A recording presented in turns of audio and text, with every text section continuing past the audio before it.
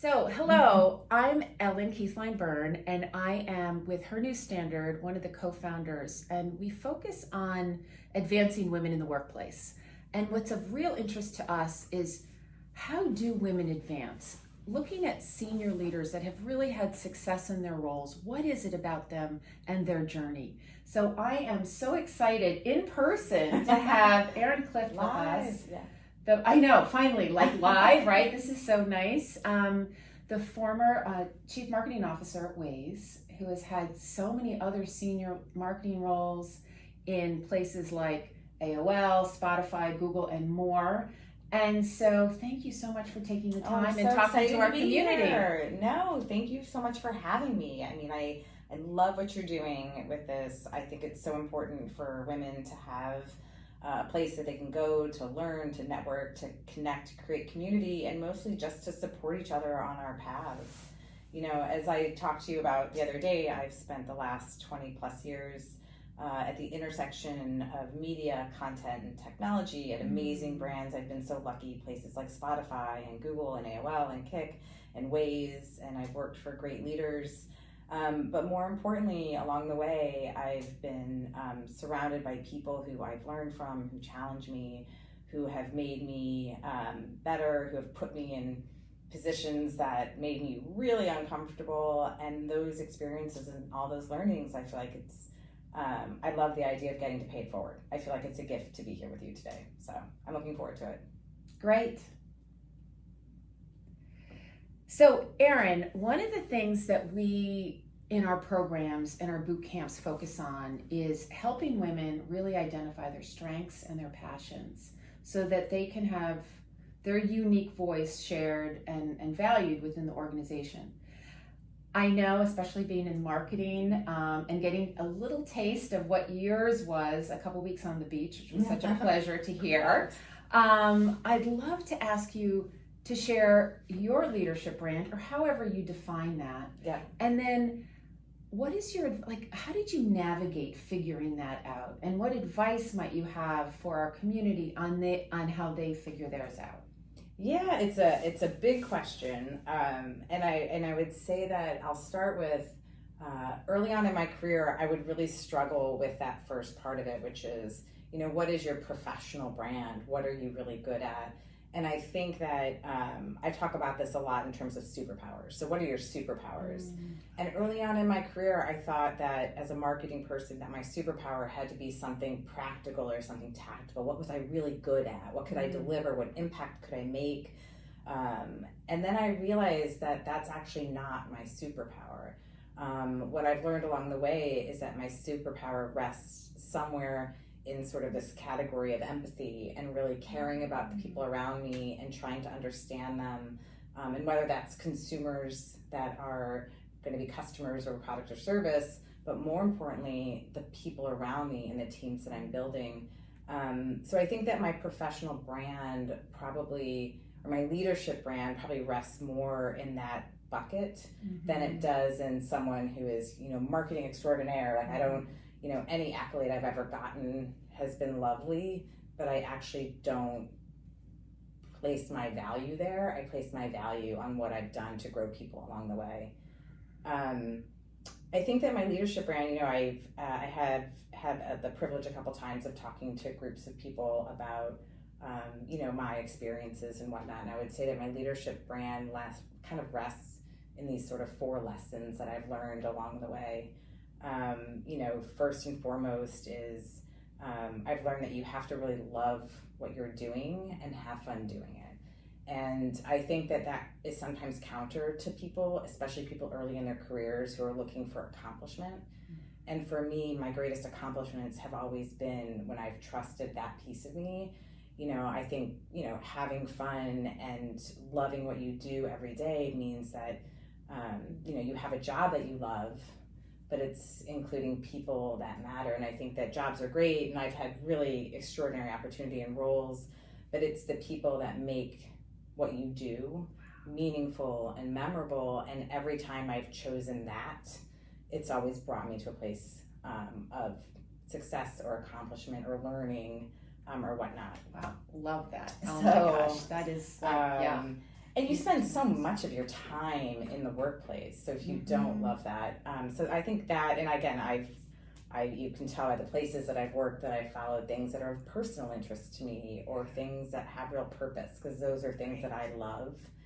I've also followed opportunities where these companies were early in their evolution, where I've gotten a chance to build and hire diverse teams or whatnot, because I love that too. So once you understand what really gives you energy, I guess, and what you love doing, I think that is, and it's a big part of my brand. And anyone who's worked around me knows that work is meant to be fun for me, which has been a little bit more challenging the last year. Yeah, it really has.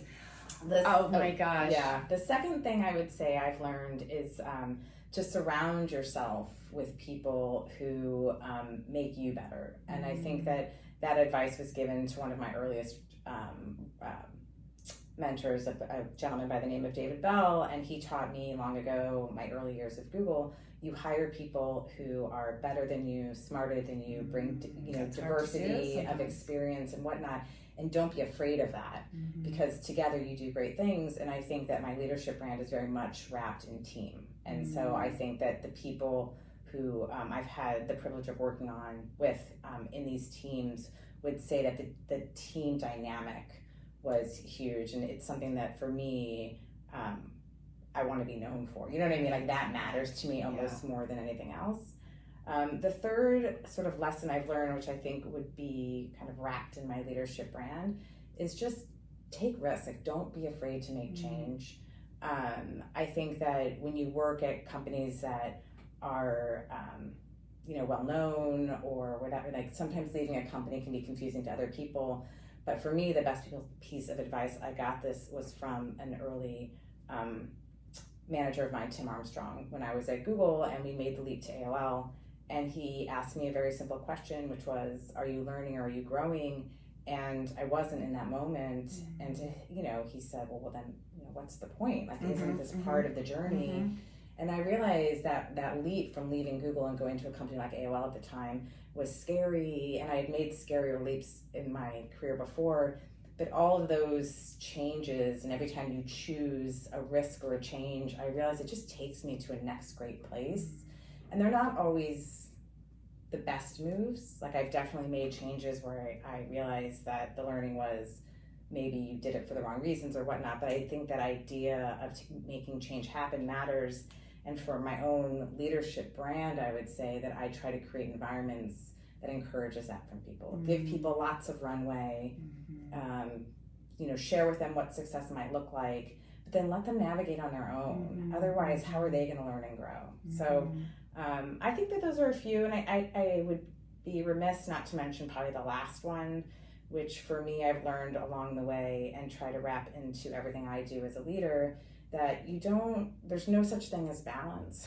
And the dream of balance. Yeah. It doesn't make sense. And I've learned that you can be a great, you can be great at what you choose to do professionally and still be a great wife and mother and friend and sister and daughter, or whatever it is that you want to be, that those things are actually possible, and you should surround yourself by people who behave that way as well. Like, you don't have to choose. Early in my career, some of the crazy conversations I had about people who left the workforce because they made a choice so early that you just can't have both. But if you love what you do, and if you're surrounded by people who you love being around, and if you are constantly challenging yourself to learn, you can have all of the things. So I hope that those are the types of things that that's how I think about my leadership brand, if that makes sense. Yeah, no, and what I love is that you have 4 very distinct aspects of it. And when you speak about it, what I often hear from the women we work with is we ask them to write out, sort of an elevator speech, which a version of it, right? We call it the leadership brand, which you had shared with me a couple weeks ago. Do you remember what you said by any chance? Oh my goodness, I don't know if I did. I remember it was short, and you talked a lot about motivation. But even as you were just now going through the 4 different aspects, it sounded so real and not boastful. Right. So what I hear from women is, oh, but that sounds like I'm boasting or bragging. And what women often fall short in is really sharing the things they do well. Yeah. So I heard all these 4 things Right. that sort of resonate with you, and it sounds like just part of who you are. I try, I don't think that there's a separation between who I am as a person and who I am as a leader. I mean, I think that those things for me are the same. And to be honest, all those things I just said, and anyone who's worked with me would tell you, I work really hard to be a good leader. Like, I believe that some people have natural skills, and you have to have empathy, and you have to want to lead. And importantly, being a great leader is not about being a good manager. Those things actually are not the same thing to me. But I work really hard at those things because, again, my motivation is doing things that have real purpose, that really impact the world, where I can actually leverage what I believe my superpowers are. But in the end, I measure my success by the impact I've had on the people around me. And I think that that's counterintuitive sometimes, because I know I get paid to deliver business impact. And I do that, and I hopefully do that well. I mean, I think I do that pretty well. But I measure my personal success on what impact did I make on the people around me. And I think that when you do that, and then, I mean, that for me that's my brand. So that is so beautiful what you just said, and it came from the heart. I could feel it, and it doesn't sound in any way, you talked about hard work, you talked about your passion, you talked about your superpower, all these things that are real. And so as a listener, you're receiving it as like, now I get a taste of who Erin is, and I know where you really shine, or I suspect I know where you really shine. So but it's true that people don't talk about it enough. It is true. And I think in some organizations, I've been very fortunate to be in organizations, and I think technology companies tend to lean this way, where they encourage, women coming together. They create platforms for, different employee groups, whether it's, women or people coming in or whatever type of group. And then having mentors or role models who will have these conversations, because all too often I'm still sadly surprised, and not in a great way, when I want to sit down with someone and be like, it's okay to share how you feel. It's okay, and it's okay to fail, and it's okay to ask for money, and it's okay to learn how to have really tough conversations with people at all levels, or whatever it is. But I feel comfortable doing this because I've always been a part of organizations, or have chosen to surround myself with people inside those organizations who value that type of honesty and transparency, as I do. Do you have any, so for our community of some women that are really trying to sort out this leadership brand, do you have any thoughts on kind of advice on what to do? I mean, I think I would start with, I think you have to really think about, in a very, that's the word, just in a very selfish way, what do you think your superpower is? Like, what do you bring into an organization, or to your role, or to your team, that you want to be known for, or that is different than what everyone else can bring? And sometimes that takes real reflecting for you to understand what that is. I think the other advice I would give is to find people who either, feel like you do, who share the same values as you, who want the same things as you, and create your tribe. I mean, I think those tribes are so important. Whether they're formally done in your place of employment or not, there are definitely people around you in the workplace or in your life who also can, just serve as support you, empower you, challenge you.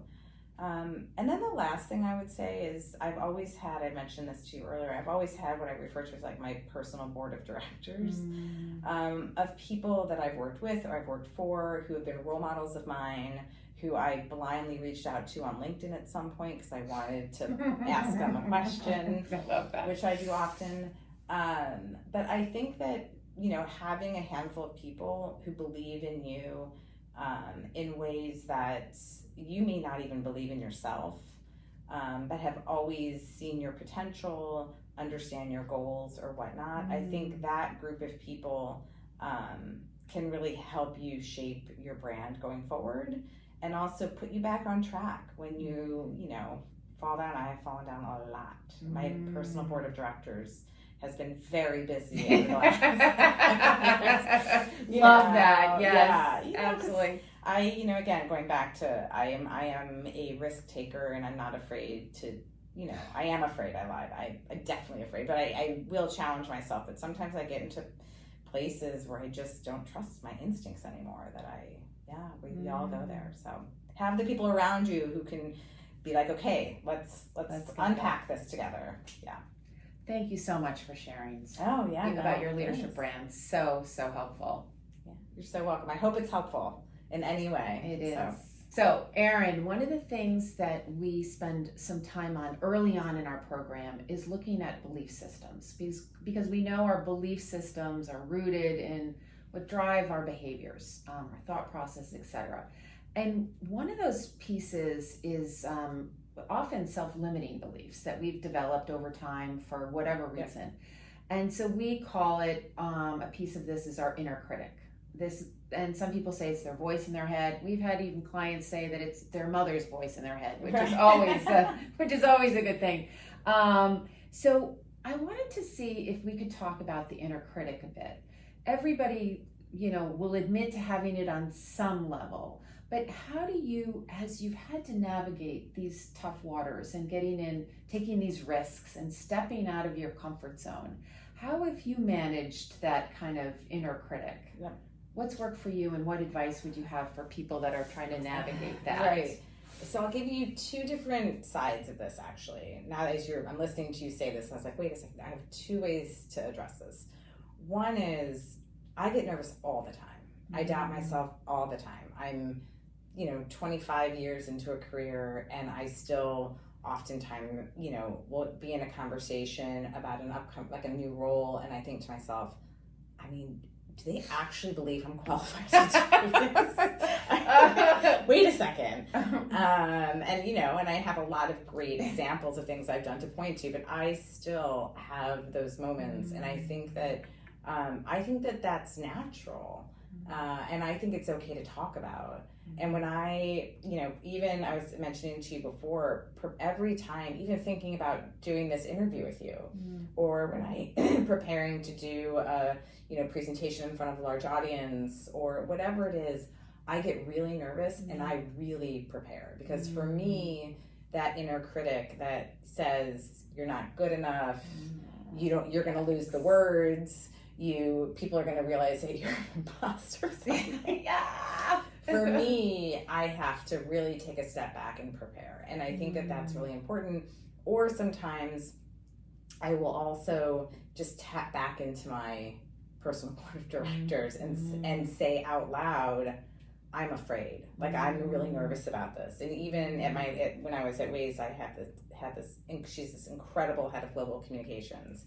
And she, without saying, she knew that I was always nervous, and she would help prep all of this, knowing that I would never say the words that she wrote on the paper, but it would give me the confidence to be okay to create my own story. You know what I mean? So surround yourself with people who you can just, say, I'm nervous, I feel like an imposter, I'm going to completely fail in this experience, and learn how you prep best. Like, I have a very clear system for prepping when it comes to it, whether it's a presentation or an interview or whatnot, but you just need to have something that makes you feel that way. I love that.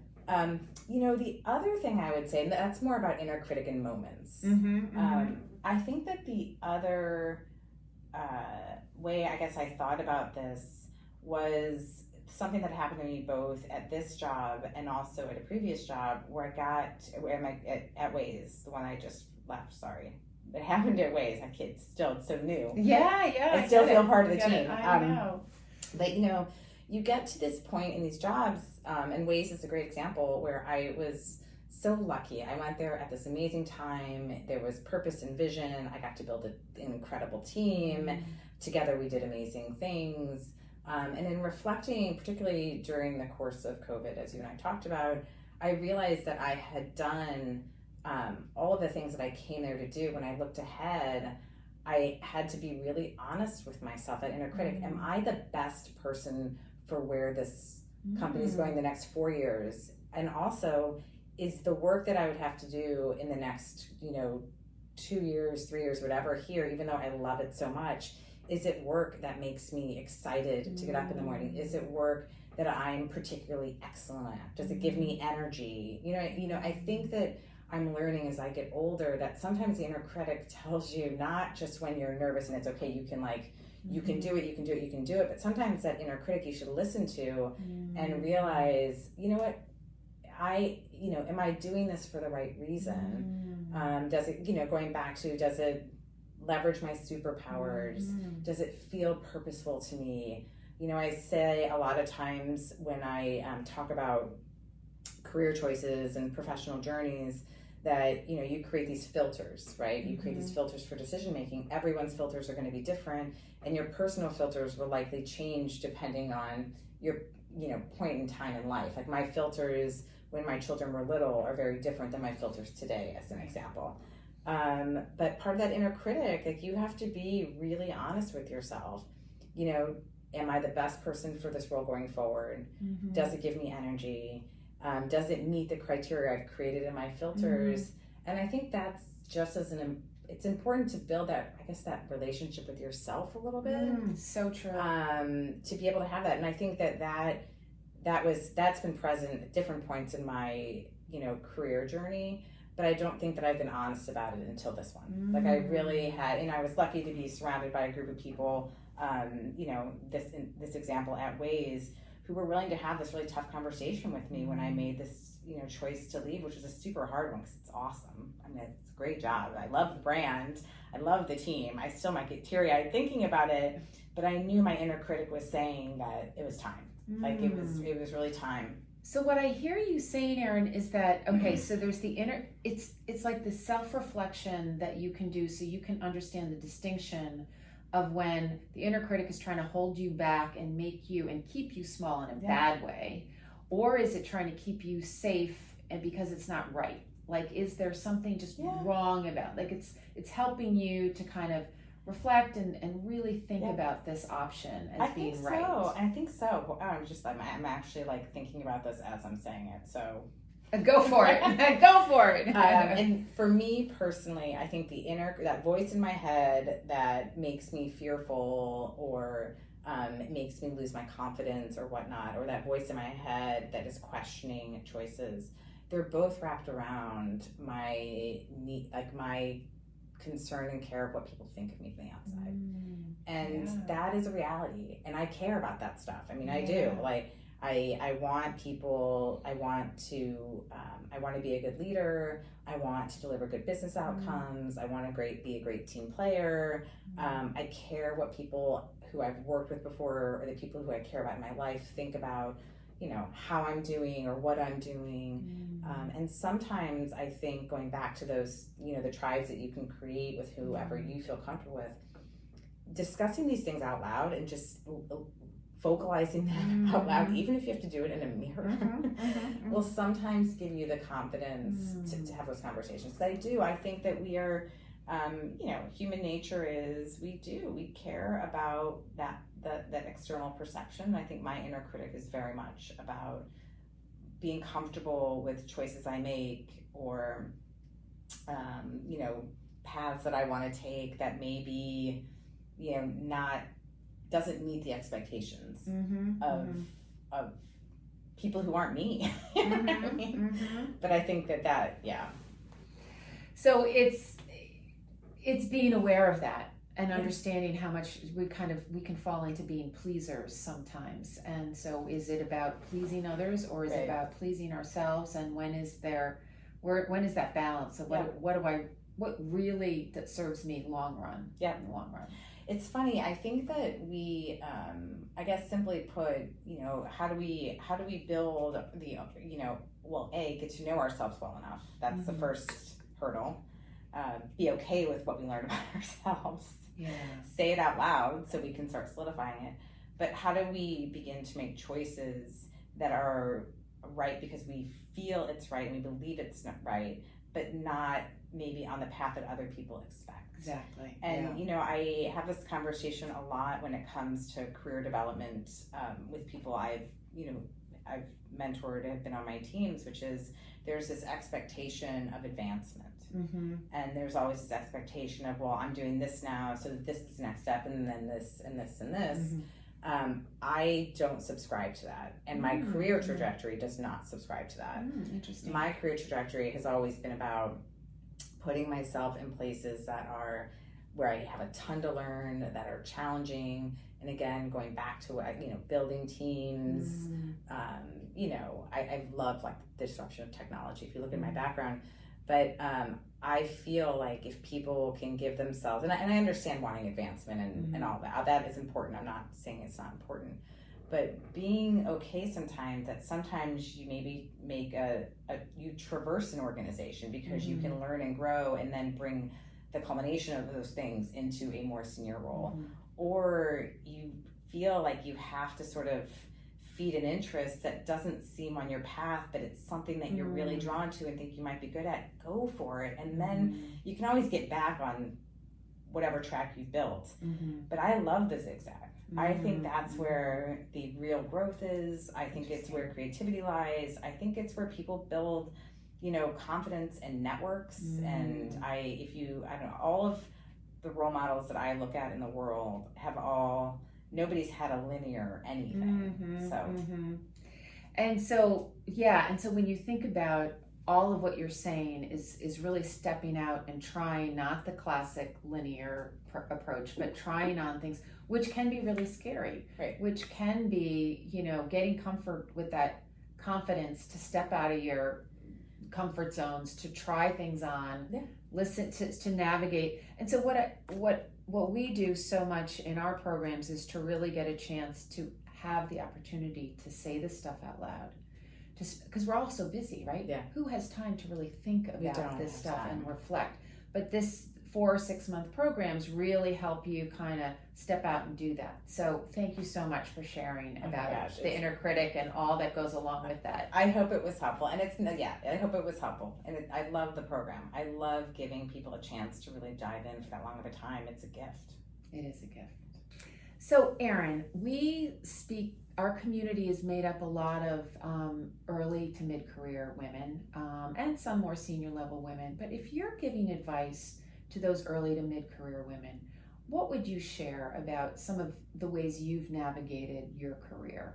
Yeah, I think the things that come to my mind when I think about that are, not being afraid to make a change. So I get really comfortable in a job, we get really good at it, and there's part of you that feels like you can do this for the next many years to come. But I think the best career choices I made were taking a leap into something that felt scary, that I felt almost ill-prepared for, but somehow someone thought that I was ready, and really figuring it out. And I think that didn't just help me navigate my career, but it's also where I found my confidence. Because every time you're in a situation that feels uncomfortable or risky, that it forces you to sort of find the courage or energy or to tap into your networks to figure out how to be successful in that. So I think every career choice that was a change before maybe I actually felt ready for a change were the best choices that I'd made.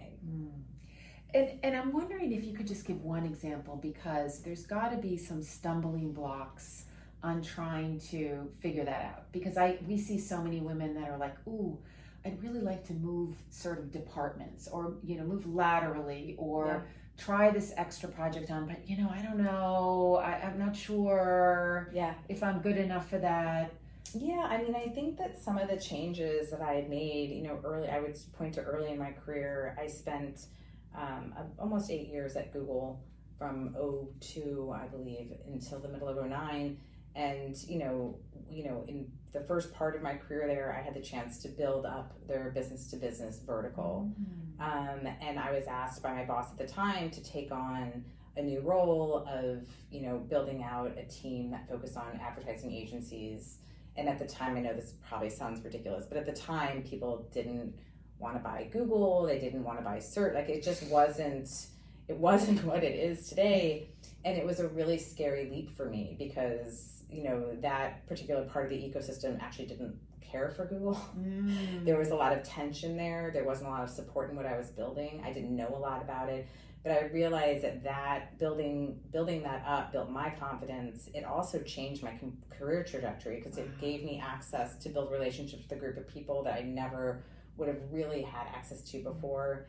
And then later on in that same role, several years later, when my boss left to become the chairman and CEO of AOL, and I chose to go join him because he challenged me with whether or not I was growing and learning, like, that change was a huge, leaving Google in 2009 was a huge decision and a huge risk, especially as, I love Google. I still love it today. But it, again, put me in this uncomfortable world where I learned so much about, the creation of content and the cost of content and how to take a once really celebrated, established, important brand and product and service and help it find a path again. Without that, I would never have made it to Spotify. I would never have found my way back to Waze. I just feel like those big risks taught me what I needed to know to take the next move, but also gave me the confidence to know that I would be okay. I could do it. Yeah. It's almost like you built your resilience or something. There was some element of like, you know what, I've done something I haven't done before. We call it self-efficacy, where you can, like, somehow I figured this out. Like, there's some way to figure this out. So if you were to give sort of one wish, like if you had one wish for what you knew earlier in your leadership journey that you might want to share with the community, what might that be? I think I'd go back to the really thinking about your superpower. Like, I think I probably spent a lot of time early in my career thinking that I had to be like really good at or the best at certain like tactical or practical parts of the job. And when I realized, many years ago, that what really gave me energy and really like motivated me was the most valuable thing I brought into any organization, which is my role as a team builder and as a leader, and as a problem solver. I wish I would have known that, because I wonder what that version of myself could have done early on, whether it was before Google or when I got to Google back then. And I think that would be one of them. And I guess the other wish I would have known earlier on is that it is totally fine to fail. Like, you can make I've made bad career choices, everyone. Like, I've made lots of good ones, but I have made a ton of mistakes. Early in my career, I tried to, mask over them because I was too afraid to admit them. And I realize now the best thing I can do is share all of the mistakes that I've made, where I did something that wasn't successful, where I did something as a marketer that didn't yield any results and took a lot of money and resource. Those moments of learning are the best moments, and trying to hide from them limits your growth as an individual, but also limits the growth of people around you who need to hear those stories. So I guess that's probably the one thing I wish I would have known. I love that. It's the honesty with being human, and this stuff happens, and we learn so much from it. And it's all that, and what I hear from you is this growth mindset. It's this opportunity instead of like, oh my God, I need this fearful place. It's like, no, okay, I messed up, but now I'm gonna learn from it and move on. Yes. Thank you so much for sharing. Thank you for having me. I hope it was helpful. I hope it was helpful to anyone who's at any part of their career journey, and I hope that anyone who's in any part of their career journey also shares their thoughts and experiences with others around them, because I think that's how we all grow. Absolutely. So very true. Thank you, Erin.